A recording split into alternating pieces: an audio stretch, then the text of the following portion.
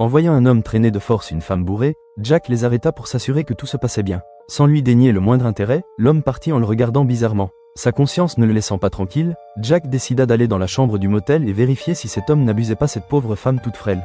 Quand l'homme ouvrit la porte, Jack ne savait pas par où commencer, c'était délicat de lui expliquer qu'il le soupçonnait d'abus sur personne vulnérable. Il vit quand même la fille allongée dans le canapé dans une position étrange, mais l'homme referma très vite la porte sur lui.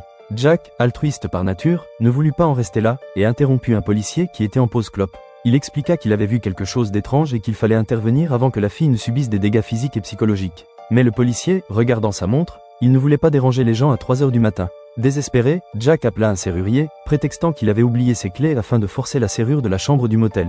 Sitôt fait, il paya 500 € puis s'introduisit dans la chambre 17. À l'intérieur, il trouva la fille à moitié nue, et essaya de la réveiller, mais un détail l'interpella. Sur le fond d'écran du téléphone, il y avait aussi l'homme qui l'avait tiré, n'ayant pas le temps de réaliser que ce dernier lui asséna un coup sur la tête. Le lendemain, accusé d'effraction, Jack était confronté à la fille qui le remercia gentiment, et en lui disant de ne pas s'inquiéter pour elle. Cependant, quand sa veste tomba, ils se regardèrent dans les yeux comprenant tous les deux ce qui s'est réellement passé ce soir-là.